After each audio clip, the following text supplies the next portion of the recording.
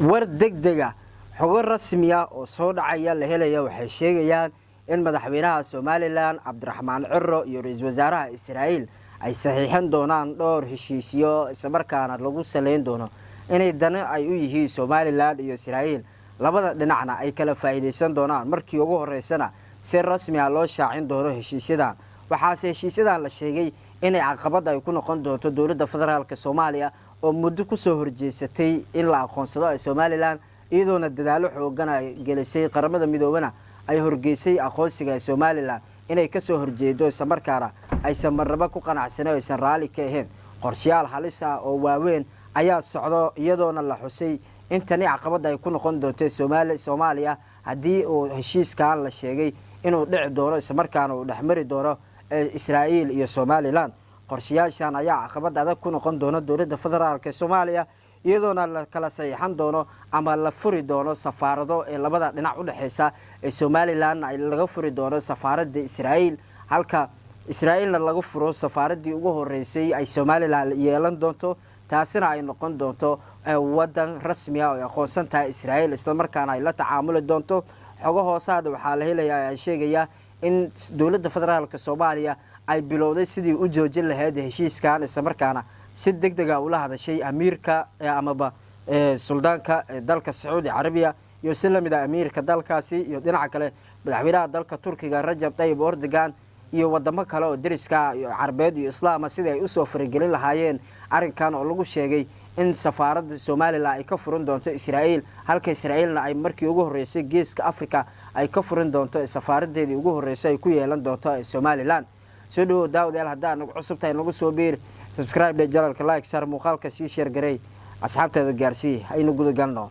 markii ugu horeysay taariikhda waxaa la xusay in safaarado labada dhinac ay kala furan doonaan Israa'iil iyo Soomaaliland taasoo ay noqon doonto heshiiskii ugu horeeyay ay kala saxiixdaan Soomaaliland iyo Israa'iil isla markaana uu noqon doono mid miro dhal ah oo hirgala xilli madaxweynaha Soomaaliland Cabdiraxmaan Cirro iyo ra'iisul wasaaraha Israa'iil Benjamin Netanyahu ay qadka telefoonka ka wada hadlay isla markaana ay sheegeen in tani muhiim ay tahay kaliya isla markaana in la isku yimaadana wax weyn aysan ahayn laakiin heshiisyo waaweyn in la gaaro oo la saxiix doono iyadoo tani lagu saleeyay ahmiyad gaar ah ay siin doonaan waxaase la xusay in furitaanka ay safaaradda ahmiyad gaar ah siin doonto isla markaana labada dhinacba ay ka furan doonaan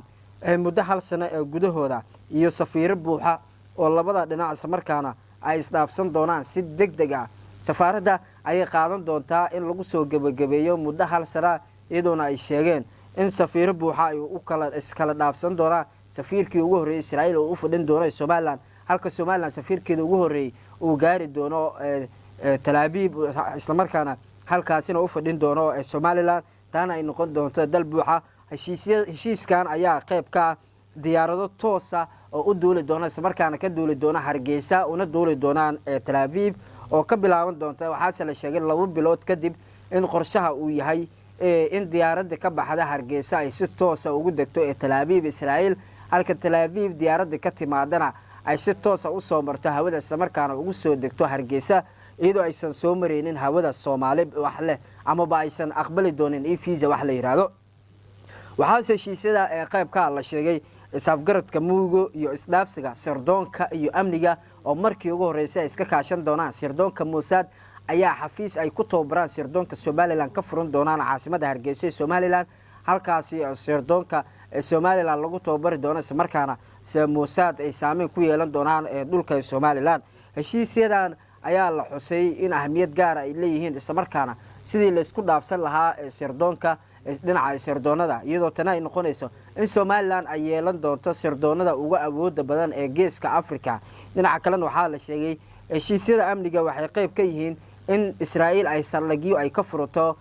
gudaha Berbera iyo gudaha Soomaaliland halkaas ay ku tababari doonto ciidamo ka tirsan ee kuwa Soomaaliland iyadoona danadeeda halkaas ay ka gaari doonto waxaase sheegeen in qalab casri ay u keeni doonaan Soomaaliland isla markaana dhulkeeda ay kaga ilaalin doonaan hab casri ah iyo qalab casri ah oo nadiif ah iyadoona ay sheegeen in ciidamada Soomaaliland ay noqon doonaan markii ugu horeysay taariikhda ciidamo ka soo jeeda geeska Afrika isla markaana ay yihiin kuwa ugu khatarta badan ama ugu halista badan tan iyo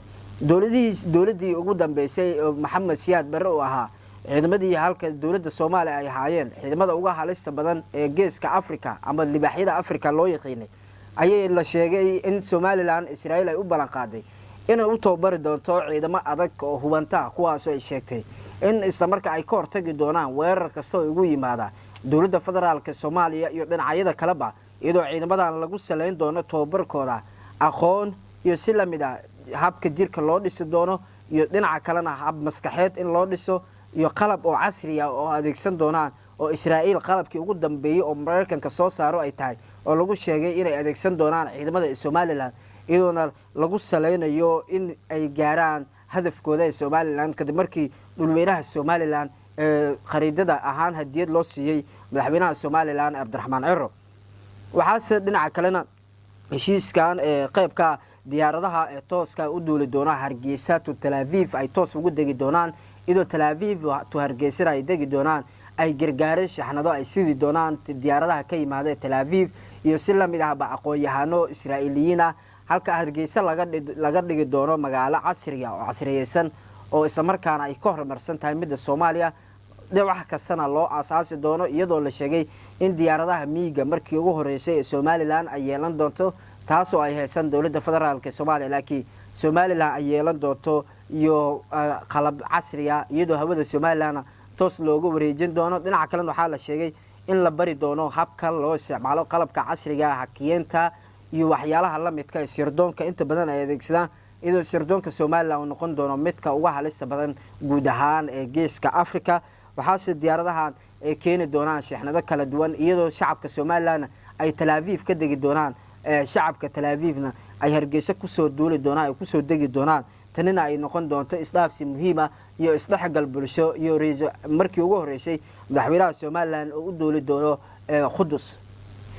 waxa qaybka heshiisyada oo la gaari doono 10 bilyan oo dollarka Mareykanka oo markii ugu horeysay loogu deeqi doono Israel ay sii doonto Somaliland taasoo loogu talagalay horumarinta biyaha korontada tiknoolajiyada jidadka aqoonta shaqaalaha dawladda Somaliland iyo si la mid ah caafimaadka iyo horumarinta waxbarashada iyadoo xoog la saari doono in 10 bilyan oo dollarka Mareykanka ee la siin doono madaxweynaha Somaliland Cabdiraxmaan Ciro ay ka mid tahay heshiisyadii rasmiga ah ee la gaaray ee la kala saxiixday iyadoo Israel ay saameyn buuxda ay ku yeelan doonto